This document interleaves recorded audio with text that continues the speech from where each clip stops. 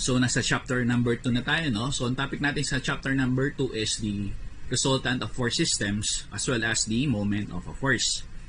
Now, when a body, an object, or structure is located in a force system, the effects of the said forces in the system is usually expressed in terms of the resultant. So let's say, for example, here we have a block that is being acted upon by two forces. You have F1, which is going up, and then F2, which is going to the right. It is possible to represent these two forces by means of a single force producing the same kind of effect in terms of moving to the same direction. So, papalitan natin yung F1 saka F2 na tinutukoy nating resultant force, which is labeled as R.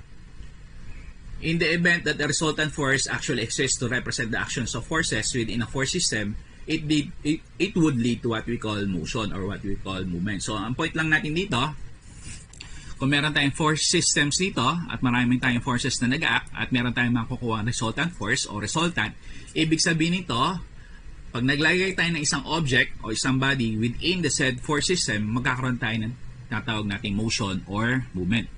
However, not all force systems produce a resultant force. Kasi meron tayong ibang instances kung saan naman, instead na resultant, meron tayong tinatawag na equilibrium force. Pag sinabi natin equilibrium force, it has the same magnitude as that of a resultant force, but however, is oppositely directed. So, meaning to say, kung meron tayong equilibrium force, wala tayong tinatawag na motion. Kasi ang tendency ng mga forces natin, dito sa tinutukoy nating concept called equilibrium, is to negate or offset each other's effects. So, next one, meron tayong tinatawag na components of force or resolution of forces. So, say for example, meron tayo ditong isang block which is being acted upon by 4 inclined forces. So, in this case, pag ginamitan natin siya ng tinutukoy natin resolution of force, kung saan bi-breakdown natin sa X and Y components of force, yung mga inclined forces natin, it is possible for us to resolve these 4 forces into a single force, which is what we call the resultant. So, di-discuss ko siya later on as we progress along with our discussion. Now, meron nakalagay dito, forces acting only on one particular axis only has one vectorial component with its other vectorial components considered to be 0. So, let's say, for example, this case we have a block which is being acted upon by an upward vertical component of force. So, wala siyang x component. Ang x component ng force A natin is equivalent to 0. Ito naman force B natin, which is actually horizontal, ang y component niya naman is considered to be 0. So, next configuration, for this particular block, yung block natin na ito is being acted upon by 1, 2, 3, 4 forces. So, kung titingnan natin or sisimplify natin yung concept ng mga forces natin dito, since majority ng forces natin makikita natin dito sa side na to, at meron tayong natitirang isang force dito kung saan ininegate niya yung effects ng 3 corresponding forces, mas mataas yung tendency na yung movement ng object natin would be going in a northeast direction. So, yung 4 forces natin dito, pwede natin siyang palitan na tinutukoy natin resultant force via the so-called resolution of forces. So, in the resolution of forces, meron tayong 2 possible ways or 2 possible methods. One is via the graphical way of representation, and then the second one is the analytical way. So, pag sinabi natin graphical way, ibig sabihin to, gumagamit tayo ng illustrations to solve for the value of the corresponding resultant. Pag sinabi naman natin analytical, we are making use of certain formulas to be able to solve or to locate the value of the resultant. So, sa graphical ways of resolution of forces, you have 2. First one, you have the so-called parallelogram method, saka tinutukoy natin closed polygon method. So, parallelogram method is only suitable for 2 forces. So, whereas pag sinabi naman natin closed polygon method, it is applicable to more than 2 forces. So, consider man natin parallelogram law, kasi tinatawag na parallelogram law, kasi using this method, we eventually will be able to create a certain parallelogram figure. Pag sinabi natin parallelogram figure, it is actually a 4-sided plane figure. So, yung corresponding sides niya are considered to be parallel with respect to one another. So, sa concept ng parallelogram law, magpa-project lang tayo ng lines parallel respect to sa mga corresponding sides niya. And then, pag na-enclose na natin siya, yung pinaka-diagonal niya is what we call the resultant. So, in this case, you have at least two possible representations. Isang vertical, isang horizontal, tapos meron tayo dito ang dalawang inclined forces. So, referring to the other configuration, we have two inclined forces. So, in this case, gagamitan natin yung parallelogram law. We are to project lines parallel with respect to sa corresponding sides. So, in this case, we will still be able to generate a certain parallelogram figure. Again, the corresponding diagonal is the location where we will be affixing our resultant. So, second graphical way is what we call the closed polygon method. So, bakit siya tinatawag na closed polygon method? So, again, pag sinabi natin closed polygon method, it is applicable for more than two forces. So, pag sinabi natin parallelogram law, it is only applicable to two particular forces. So, kaya siya tinatawag na closed polygon method kasi one by one, i-isolate natin yung mga corresponding vectors to eventually form a certain kind of polygon. Pero pag yung mabubuo natin o ma-generate natin ditong polygon is yet to be considered as a closed type of polygon kasi yung enclosing side niya, doon natin ilo-locate yung tinutukoy nating resultant. So, consider natin yung example natin dito. We have four forces. You have A, B, C, as well as D. So, there are a variety or a lot of possible combinations. So, ang sequence natin gagamitin dito for us to be able to locate the value as well as magnitude of the resultant is you have D, C, B, A. And then, yung remaining portion, dito natin ilalagay yung tinutukoy nating resultant or the enclosing side. Dito natin ngayon mailolocate yung tinutukoy nating resultant. So, in this case, project natin yung D. So, upon isolation, yan. So, susunod natin is C. So, in this case, pag in-isolate natin yung mga corresponding vectors, dapat walang magtatagbo or walang tatama mga corresponding arrowheads except for the corresponding side. So, sa enclosing side kasi, makikita natin na yung pinaka-arrowhead na resultant must meet the arrowhead of the last vector that was actually taken into consideration. So, yung last vector that was taken into consideration is vector A. So, other than this particular isolation, meron pa tayo dito ang apat na possible isolation. So, we have sequence A, B, C, D, sequence B, D, C, A, sequence C, A, B, D, then sequence D, A, C, B. So, in all possible isolations, meron tayong mabubuo dito isang irregular polygon. So, yung irregular polygon natin initially is actually open. Yung pinaka-enclosing side niya, doon pa rin natin malulocate yung tinutukoy nating resultant. So, notice na in all possible isolations or sequences, we could generate the same kind of resultant in terms of yung length as well as in terms of the direction of its corresponding arrowhead. So, pwede nyo subukan yan sa mga iba pang mga possible sequences ng mga forces natin. So, let's say for example that the mentioned force system is actually in equilibrium.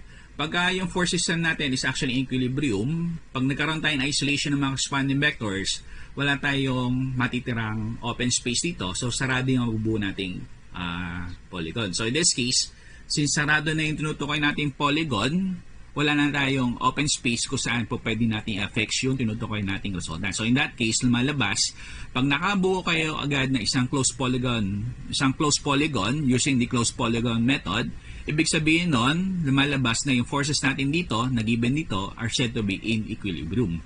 So, pag sinabi natin in equilibrium, ang resultant force is found to be 0. So, yung second method that is used for the resolution of forces, gumagamit tayo ng formulas. First one, pwede natin gamitan ng cosine law as well as the Sokatoa formulas as well as the Pythagorean theorem formula. So, in this case, ang gagamitin lang natin formula dito is yung Soka formulas as well as the Pythagorean theorem formula. So, in terms of the Soka formula, in terms of f of x at f of y, dalawa yung possible formulas natin. In terms of f of x, you have f cosine and theta of x. In terms of theta of y naman, from cosine, magiging sine. Sa f of y naman, ang f of y natin, you have f sine ng theta of x, or supposedly hindi given yung theta of x, rather ang given is theta of y.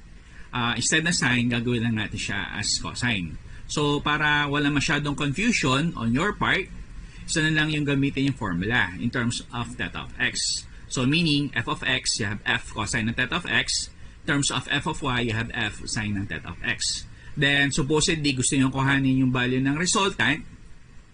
So, yung resultant formula natin, you have square root ng f of x square plus f of y square. No? So, other than that, pwede din nating i-locate yung corresponding angle ng pinaka-resultant. So, para makakuha natin angle ng resultant, pwede nating gamitan ng tangent formula. As in, tangent ng corresponding angle, you have opposite all over adjacent. So, mag-refer na lang tayo dito sa right triangle na generate natin kung saan natin malulocate yung value ng A, value ng B, value ng C, as well as yung values ng opposite, as well as that of the adjacent. So, say for example na yung force system natin has multiple inclined forces. Ang gagawin natin dito is i-breakdown natin yung mga inclined forces na to into their x and y components of a force. Tapos, gagamitan natin ng corresponding formula in terms of summation of forces. So, sabihin, pag sinabi natin summation forces vertical, lahat ng vertical forces ko consider natin. Pag sinabi naman natin summation forces horizontal, lahat ng horizontal forces ko consider naman din natin. So, last one, ito yung medyo madugo, no? We have the so-called moment of a force. So, ano yung tinutukoy nating moment of a force? A moment of a force is described as the product between the force as well as its corresponding perpendicular distance. Kung saan kayo magtitake ng rotation or kung saan kayo mag-pivot. So, pag sinabi natin moment of a force, ito yung capability ng force natin to rotate about a given axis. So, para mas mapadali yung understanding nyo regarding sa moment of a force, meron ako ditong pinire-prepare na important notes that should be considered. So, sabi dito, no, in making moment equations or moment summations, it is necessary to consider location where there are perpendicular distances to consider. So, in this case, lahat na nakikita yung letters, you have A, B, C, D, as well as E, are possible locations kung saan tayo po pwede mag-take ng moment summation. Another one is, in the event, let's say for example, meron tayong mga inclined forces, tapos yung mga inclined forces na to, wala naman siyang perpendicular distance, it is actually much better to break these inclined forces into their x and y components of force. So in this case, meron na kayong makikita ang corresponding or respective perpendicular distances. So another one is when making moment equations, there are at least two possible directions. But the conventional way or traditional way is the clockwise movement or clockwise direction.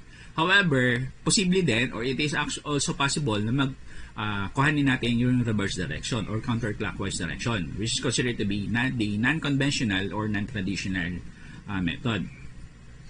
So, another note to consider is that forces whose direction is along the direction of the turning motion are considered to be positive, whereas forces that are going in the opposite direction or salubong yung mga corresponding arrowhead are considered to be negative. So, say for example, ito, no? Ang turning motion natin manggagaling sa 30 pounds. Ang sign convention ng 60, ang turning motion natin is clockwise. So, mag-rotate tayo ng clockwise direction. Ang 60 pounds natin, ang sign convention is negative. Ang resultant naman natin, since ito is along the direction ng turning motion, is also positive. Ang 20, since in direction ng turning motion natin is opposite sa direction ng 20 pound of force, ang sign convention natin is labeled as negative. Then finally, since yung turning motion natin dito is along sa direction ng arrowhead ng pinaka 40 pound of force natin, yung sign convention na i-affix natin dito sa 40 pound of force is considered to be positive. So, to have a better or clearer idea kung kailan tayo magro-rotate, mas maganda na i-breakdown natin yung location or yung point kung saan tayo magro-rotate into its x and y vectorial components o x and y axis. So in this case, say for example 400. So 400, kung magro-rotate tayo ng clockwise direction, since along is considered to be positive. So yung P naman is located underneath dito sa location kung saan tayo nag-take ng moment summation. So in this case, pag nag-rotate tayo, magtutugma na ngayon yung corresponding arrowhead. So lumalabas, ang sign convention ng P natin dito is found to be negative. So yung R naman natin, pag nag-rotate tayo, since salubong yung corresponding arrowhead with respect doon sa may turning motion, yung sign convention ng R natin is considered to be negative. So same thing din dito sa 600. So yung 600 natin is located at the left side, whereas yung R naman natin is located sa may right side. So still, yung 600 natin dito, pag nag-rotate tayo in a clockwise direction, since salubong yung corresponding arrowhead sa turning motion natin, yung 600 natin dito is considered to be negative. So another one is that when creating moment equations, yung force or forces located at the point where you are to take moment of a force ceases to exist due to zero perpendicular distance and will no longer be part of the moment equation that will be generated. So let's say for example, ganito no? Nag-take tayo ng moment summation dito sa may 30 pound of force. So sabihin, yung 30 pound of force, even though nag-exist pa rin siya, pero since ito naman is located do sa kung saan tayo magtitake ng moment summation, dahil zero yung kanyang perpendicular distance, lumalabas, hindi pa rin siya magiging part ng moment equation. Actually, hindi pala 30 pounds, rather 60 pounds. So, ulitin ko ulit, no? Kung magte-take tayo ng moment summation dito sa may 60 pound of force, lumalabas negative yung 20, ang perpendicular distance niya is 20, 2 pala, rather. Then, ang 40 pound of force, since ito is along the direction do sa turning motion, lilabel natin siya as positive. So, perpendicular distance nito, mula dito sa may location na 60 pound of force, is you have actually 6 feet. So, last one, yung 30 pound of force naman natin dito, since yung direction ng pinaka-arrowhead natin is opposite the direction of the turning motion, yung corresponding sign convention niya is labeled as negative. Tapos, ang perpendicular distance naman ng 30, magmula sa 60, is found to be 3 feet. However, hindi natin po pwede isama sa moment equation yung 60 pound of force. Kasi even though nag-exist yung 60 pound of force na to, wala naman siyang perpendicular distance. So, any number that is multiplied by 0 eventually becomes 0. So, another one, if a force has its line of action or pathway directed at the location of the point where you are to take your moment of a force, the said force 1 again ceases to exist. So, the resultant forces T and then P ceases to exist with zero perpendicular distance. So, kung titignan natin itong configuration natin dito, yung PX meron siyang perpendicular distance with respect sa B. Yung PY meron siyang perpendicular distance with respect sa B. Same thing din dito sa TFX. Meron siyang perpendicular distance sa B. Yung TY meron din siyang perpendicular distance sa B. However, sabi nga kanina, it is possible to represent two forces by means of a single force, which is what we call the resultant. So in this case, yung PX saka PY magiging P. Yung T of X saka T of Y magiging T. However, in both scenarios or instances, yung pathway o yung line of action ng dalawang forces na to, pwede siya mag-originate o pwede siya dumaan dito sa location ng B. So in that particular case, kung mag-originate or papunta doon sa location kung saan kayo magtitake ng moment summation, hindi pa rin siya magiging part ng moment equation o moment summation. So meron ako ditong pinrepair na sample moment equations using this particular figure. So with moment summation at A, ito moment summation at A, mawawala si P, pero in this case, ang 600 natin, ang corresponding sign convention niya is positive. So, yung T of X natin, pwede ko siyang consider as T lamang or pwede ko siyang breakdown in terms of Ty as well as Tx. So, in this case, ang kinonsider ko dito is breakdown ko siya sa kanyang T of Y as well as T of X. So, yung T of Y natin, sa lubong yung corresponding arrowhead, so labeled as negative. So, ito namang T of X, sa lubong pa rin siya, so labeled siya as negative. So, kung ipapalitan natin itong dalawang forces by means of a single force which is T, so yung dalawang to is considered to be negative, so dapat yung nag-iisang force natin dito which is T should also be negative kung single resultant force yung consider. So, tingnan natin, kung magro-rotate tayo dito, since sa lubong yung corresponding arrowhead natin dito, yung single value ng T, nakapalit ng Ty saka T of X na pares negative, negative pa rin siya. So, another one is in terms of 400. Sa magro-rotate tayo ng clockwise direction, So, since along do sa direction ng turning motion, yung 400, label natin siya as positive. So, last one. So, yung R natin dito is labeled as negative kasi kung magtitake tayo ng turning motion taken in a clockwise direction, sa lubong yung corresponding arrowhead, so lumalabas, negative yung sign convention. So, paki-analyze na lang yung given configuration para eventually magkaroon ka idea kung paano tayo nagkaroon ng negative as well as positive sign conventions do sa mga corresponding forces. So, you have how many figures meron dito para matuto? So, you have 1, you have 2, you have 3, you have 4, you have 5. Then, sample problems. So, ayan.